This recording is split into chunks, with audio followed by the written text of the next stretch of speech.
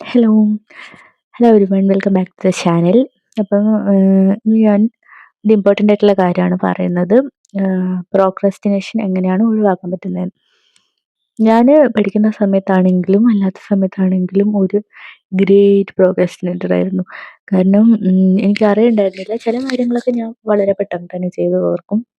പക്ഷെ ചില കാര്യങ്ങൾ ഞാൻ പ്രൊക്രസ്റ്റിനേറ്റ് ചെയ്ത് കുറേ ടൈം എടുത്തിട്ടാണ് ചെയ്തുകൊണ്ടിരുന്നത്. അപ്പം പക്ഷേങ്കിൽ പിന്നെ ഞാൻ അത് ആ ഒരു സ്വഭാവം മാറ്റാൻ വേണ്ടിയിട്ട് കുറേ കാര്യങ്ങൾ ചെയ്തിട്ടുണ്ടായിരുന്നു. അപ്പം അതെന്തൊക്കെയാണെന്നുള്ളതും എന്തുകൊണ്ടാണ് ഈ പ്രൊക്രസ്റ്റിനേഷൻ വരുന്നത് എന്നുള്ളതാണ് ഞാൻ പറയുന്നത്. ഫസ്റ്റ് ഓഫ് ഓൾ, എന്താണ് പ്രൊക്രസ്റ്റിനേഷൻ, എന്തുകൊണ്ടാണ് നമ്മൾ പ്രൊക്രസ്റ്റിനേറ്റ് ചെയ്യുന്നത്?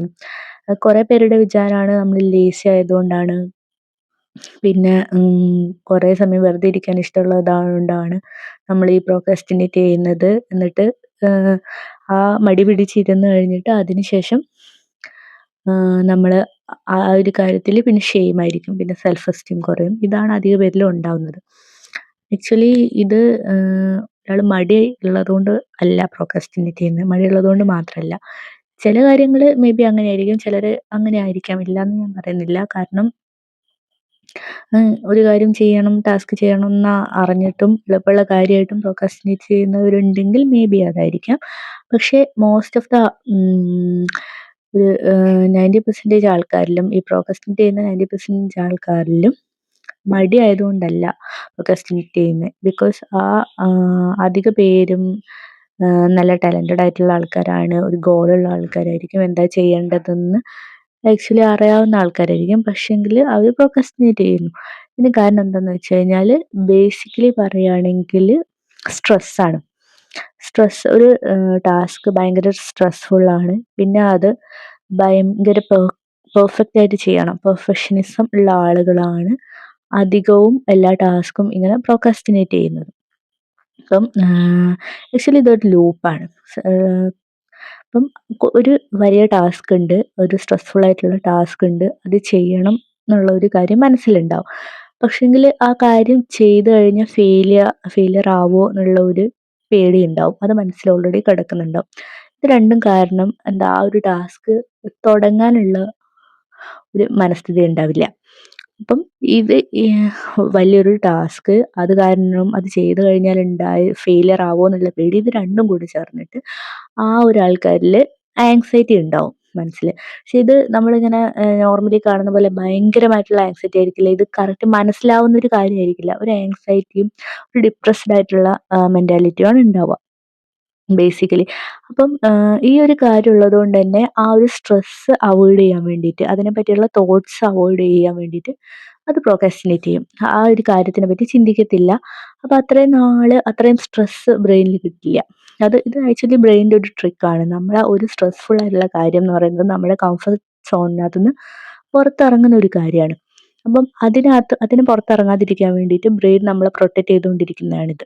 ആ സ്ട്രെസ്ഫുൾ ഉള്ള ടാസ്കിലോട്ട് നമ്മൾ ഇറങ്ങൂല. അത് കാരണം അവിടെ നമ്മളത് പ്രോക്രാസ്റ്റിനേറ്റ് ചെയ്തുകൊണ്ടിരിക്കും.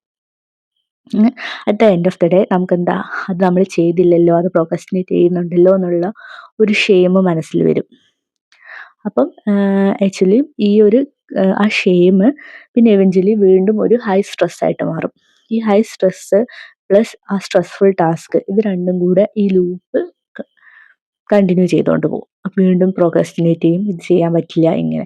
ഇത് ഒരു ടൈം ലിമിറ്റ് അടുക്കുന്നവരെ, അതായത് ആ കാര്യം ചെയ്ത് തീർക്കേണ്ട ടൈമിൻ്റെ തൊട്ടടുത്ത് വരെ ഇത് പ്രോക്രാസ്റ്റിനേറ്റ് ചെയ്തുകൊണ്ടിരിക്കും. ലാസ്റ്റ് വേറെ ഓപ്ഷൻ ഇല്ലാതാവുമ്പോൾ മാത്രമാണ് ഒന്നുകിൽ ആ കാര്യം കംപ്ലീറ്റ് ആയിട്ട് പോസ്റ്റ്പോൺ ചെയ്യും, അല്ലെങ്കിൽ ലാസ്റ്റ് മിനിറ്റ് തട്ടിക്കൂട്ടി എന്തെങ്കിലും ചെയ്യും. ഈ ഒരു രീതിയിൽ ചെയ്തു പോകും. അപ്പോൾ പഠിക്കുന്ന കുട്ടികളാണെങ്കിൽ ഒരു വലിയൊരു ടോപ്പിക്ക് പഠിക്കണം എന്നുണ്ട്, ആ ഒരു ടോപ്പിക്ക് കുറേ വാസ്റ്റാണ്, അതുപോലെ അതിൽ നമ്മൾ നല്ല എഫേർട്ട് ഇടണമെന്നുണ്ടെങ്കിൽ ഒരു ചെറിയ ടോപ്പിക്ക് പഠിക്കുന്നതിനെക്കാട്ടിലും വലിയ കാര്യങ്ങൾ കുറച്ചും കൂടെ പോസ്റ്റ്പോൺ ചെയ്ത് പ്രോക്രാസ്റ്റിനേറ്റ് ചെയ്ത് കൊണ്ടുപോകാനുള്ള ചാൻസാണ് ഉള്ളത്. പക്ഷേ ഇനി ചെറിയ കാര്യമേ ഉള്ളൂ, ഇപ്പം തന്നെ തുടങ്ങി ഇപ്പം തന്നെ തീരുന്ന കാര്യമാണ് എന്നുള്ളതാണെങ്കിൽ അത് പ്രോക്രാസ്റ്റിനേറ്റ് ചെയ്യാനുള്ള ചാൻസ് കുറവാണ്. അപ്പം അതാണ് ഈ പ്രോക്രാസ്റ്റിനേഷൻ ലൂപ്പ് എന്ന് പറയുന്നത്. ഇനി ഇത് എങ്ങനെയാണ് അവോയ്ഡ് ചെയ്യാൻ പറ്റുക എന്നുള്ളത്. ഇത് അവോയ്ഡ് ചെയ്യാൻ ഞാൻ ചെയ്തിരിക്കുന്ന കുഞ്ഞു കുഞ്ഞു കാര്യങ്ങളാണ്. അതുകൊണ്ട് കംപ്ലീറ്റ് ആയിട്ട് ഇത് മാറ്റാൻ പറ്റും എന്നൊന്നും ഞാൻ പറയുന്നില്ല. ഫസ്റ്റ് ഓഫ് ഓൾ നമുക്ക് എന്തെങ്കിലും മെന്റൽ ഹെൽത്ത് ഇഷ്യൂസ് ഉണ്ടെങ്കിൽ, അതായത് ഡിപ്രഷൻ, ആങ്സൈറ്റി അങ്ങനത്തെ എന്തെങ്കിലും ഇഷ്യൂസ് ഉണ്ടെങ്കിൽ, അങ്ങനെ അതായത് തീരെ ഒന്നും ചെയ്യാൻ പറ്റാത്ത, ചിലർക്ക് രാവിലെ എണീറ്റ് പല്ല് തേക്കാൻ പോലും മടിയെന്നല്ല, ഈ ചെയ്യാൻ പറ്റാത്ത അവസ്ഥകളുള്ളവരുണ്ട്. അവർക്കുള്ള കാര്യമല്ല ഞാൻ പറയുന്നത്. അങ്ങനെയുള്ളവർ എന്തായാലും ഒരു മെന്റൽ ഹെൽത്ത് സപ്പോർട്ട് തേടിയേ പറ്റുള്ളൂ. അതല്ലാതെ നോർമലായിട്ടുള്ളത് പക്ഷേങ്കിൽ ഇങ്ങനെ ചില ടാസ്കുകൾ മാത്രം ചെയ്യാൻ പറ്റുന്നില്ല, പ്രൊക്രസ്റ്റിനേറ്റ് ചെയ്ത് പോകുന്നു എന്നുള്ളവർക്കാണെങ്കിൽ ആദ്യം തന്നെ നമ്മളിപ്പോൾ ചുമ്മാ ഇരിക്കുകയാണ്, ആ ഒരു കാര്യത്തിനെ പറ്റി ആലോചിക്കുന്നതേ സ്ട്രെസ്സായിരിക്കും. അപ്പോൾ നമ്മൾ ചെയ്യേണ്ട കാര്യം അതിനെപ്പറ്റി ആലോചിച്ചിട്ട്, ഇപ്പോൾ ഒരു വലിയ ടാസ്ക് ആണെങ്കിൽ അതിനൊരു 10 കുഞ്ഞു കുഞ്ഞു ടാസ്കുകളായിട്ട് മൈൻഡിൽ ഡിവൈഡ് ചെയ്യുക. അപ്പം ഓരോ ടാസ്കും ചെറിയ ഇപ്പോൾ ഒരു ഫോർ എക്സാമ്പിൾ ഒരു വലിയ അസൈൻമെന്റ് സബ്മിറ്റ് ചെയ്യണം. ഒരു 2 ആഴ്ചത്തേക്കുള്ള അസൈൻമെന്റ് സബ്മിറ്റ് ചെയ്യണമെന്നുണ്ടെങ്കിൽ ആ ഒരു അസൈൻമെന്റ് ഫുള്ള് ചെയ്യുക എന്നുള്ളത് ഭയങ്കരമായിട്ടുള്ളൊരു ടാസ്ക് ആയിട്ട് മനസ്സിലുണ്ടാവും. അത് ചെയ്യാൻ പറ്റത്തില്ല. അത് നമ്മളിങ്ങനെ പോസ്റ്റ്പോൺ ചെയ്തുകൊണ്ടിരിക്കും. അപ്പം ആ ഒരു കാര്യത്തിന് വേണ്ട കാര്യങ്ങൾ എന്തൊക്കെയാണെന്ന് നോക്കുക. ഇപ്പം അതിനിപ്പോൾ എഴുതാനുള്ള പേപ്പറുകൾ വേണം. അത് മാർജിൻസ് വരയ്ക്കേണ്ടി വരും. പിന്നെ ആ ടോപ്പിക്കിൻ്റെ ഫ്രണ്ട് പേജ് എഴുതണം, അല്ലെങ്കിൽ ആമുഖം എഴുതണം. ഇങ്ങനെ കുറേ കാര്യങ്ങളുണ്ടാവും. പിന്നെ ആക്ച്വലി ആ ടോപ്പിക്ക് അത് കുറേ ഡിവിഷനുകളായിരിക്കും. അതിന് ഇത്രയും ബുക്ക് റെഫർ ചെയ്യേണ്ടി വരും. അങ്ങനെ ഒരു കുറേ കാര്യങ്ങളുണ്ട്. അപ്പോൾ അതിലുള്ള കുഞ്ഞു കുഞ്ഞു ടാസ്കുകളായിട്ട് ആദ്യം ചെയ്യാം. ഫോർ എക്സാമ്പിൾ ഏറ്റവും എളുപ്പത്തിൽ ചെയ്യാൻ പറ്റുന്ന കാര്യമാണ് പേപ്പർ എടുക്കുക, ഏകദേശം എത്ര പേപ്പർ വേണമെന്ന് നോക്കുക, അതിന് മാർജിൻ വരയ്ക്കുക എന്നുള്ളത്. അതൊരിക്കലും ഒരു സ്ട്രെസ്ഫുൾ ടാസ്ക് ആയിട്ട് നമ്മളെ ബ്രെയിൻ എടുക്കാൻ ചാൻസ് ഇല്ല. അപ്പം ആ ഒരു കാര്യം ചെയ്ത് വെക്കുക. പിന്നെ ചെയ്യേണ്ട കാര്യങ്ങൾ, വേണ്ട റെഫറൻസ് ബുക്കുകൾ ഏതൊക്കെയാ എന്നുള്ളത് നോക്കിയിട്ട് എടുത്ത് വെക്കുക എന്നുള്ളത്. അങ്ങനെ ഒരു 10 ടാസ്ക് ആയിട്ട് പിന്നെ ജസ്റ്റ് റെഫർ ചെയ്തിട്ട് വേണ്ട കാര്യങ്ങളൊക്കെ നോട്ട് ചെയ്യുക. അങ്ങനെ ഒരു 10 കുഞ്ഞു കുഞ്ഞു ടോപ്പിക്കുകളായിട്ട് അത് തിരിച്ച് വെക്കുക മൈൻഡിൽ ഓൾറെഡി.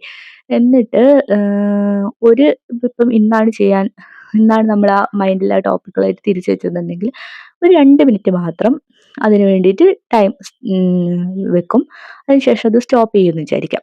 അങ്ങനെ മൈൻഡിനെ പറഞ്ഞ് സെറ്റ് ആക്കിയിട്ട്, അതായത് ഒരു സ്ട്രെസ്ഫുൾ ഉള്ള കാര്യമല്ല, 2 മിനിറ്റ് അല്ല, 2 മിനിറ്റ് കൊണ്ട് ചെയ്യും, എന്നിട്ട് സ്റ്റോപ്പ് ചെയ്യുന്നുള്ള രീതിയിൽ മൈൻഡ് സെറ്റ് ചെയ്തിട്ട് ഒരു 2 മിനിറ്റ് മാത്രം ആ കാര്യം ചെയ്യാം. 2 മിനിറ്റ് മാത്രം ഒരു കാര്യം സ്റ്റാർട്ട് ചെയ്ത് കഴിഞ്ഞാൽ പ്രോബബ്ലി മോസ്റ്റ് ഓഫ് ദ ആൾക്കാരും ആ ഒരു കാര്യം 2 മിനിറ്റിൽ സ്റ്റോപ്പ് ചെയ്യാൻ ചാൻസ് ഇല്ല. ഒരു 5 മിനിറ്റ് 10 മിനിറ്റിലേക്ക് അതെന്തായാലും നീട്ടിക്കൊണ്ട് പോകും. ഓൾമോസ്റ്റ് ആ മനസ്സിൽ വിചാരിച്ച് വെച്ച ആ ചെറിയ ടാസ്ക് ഇല്ലേ, ഏറ്റവും സിമ്പിളായിട്ട് ചെയ്യാൻ പറ്റുന്ന ടാസ്ക്, അത് മിക്കവാറും കംപ്ലീറ്റ് ചെയ്യും. ഇനി കംപ്ലീറ്റ് ചെയ്യാത്ത ആൾക്കാരാണെങ്കിൽ പോലും 2 മിനിറ്റ് എങ്കിലും ആ വർക്ക് ചെയ്തിരിക്കും. അതിനുശേഷം ഒരു കാര്യം നമ്മൾ സ്റ്റാർട്ട് ചെയ്ത് കഴിഞ്ഞാൽ പിന്നെ നമ്മളത് ചെയ്ത് തീർക്കാനുള്ള പ്രോബബിലിറ്റി ഭയങ്കര കൂടുതലാണ്.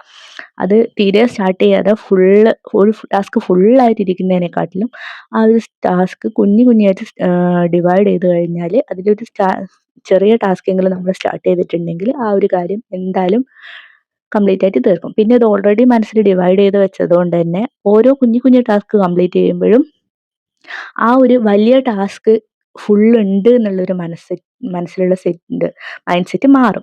അതേപോലെ തന്നെ ചെറിയ ചെറിയ കുഞ്ഞു കുഞ്ഞു ടാസ്കുകൾ കംപ്ലീറ്റ് ചെയ്യുമ്പോൾ തന്നെ ഒരു ഹാപ്പി ഹോർമോൺ, അതായത് ഡോപാമിൻ നമ്മുടെ മൈൻഡിലുണ്ടാവും. അതായത് ഇത് ഞാൻ കംപ്ലീറ്റ് ചെയ്തു, ആ ഒരു ഹാപ്പിനെസ് ഉണ്ടാവും. ആ ഹാപ്പിനെസ് ആക്ച്വലി ഒരു ഫ്യൂവലാണ് ആ ഫുള്ള് ടാസ്ക് കംപ്ലീറ്റ് ചെയ്ത് തീർക്കാനുള്ളത്. അപ്പം വലിയ ടാസ്കുകൾ അങ്ങനെ തന്നെ വെക്കുന്നതിനെക്കാട്ടിലും ചെയ്യാൻ പറ്റുന്ന 2 ട്രിക്കുകളാണ്. ഒന്ന്, അത് സബ് ടോപ്പിക്സ് ആയിട്ട് ഡിവൈഡ് ചെയ്യുക എന്നുള്ളത്. രണ്ടാമത്തേത്, അത് ഒരു 2 മിനിറ്റെങ്കിൽ 2 മിനിറ്റ് അത് സ്റ്റാർട്ട് ചെയ്യുക എന്നുള്ളത്.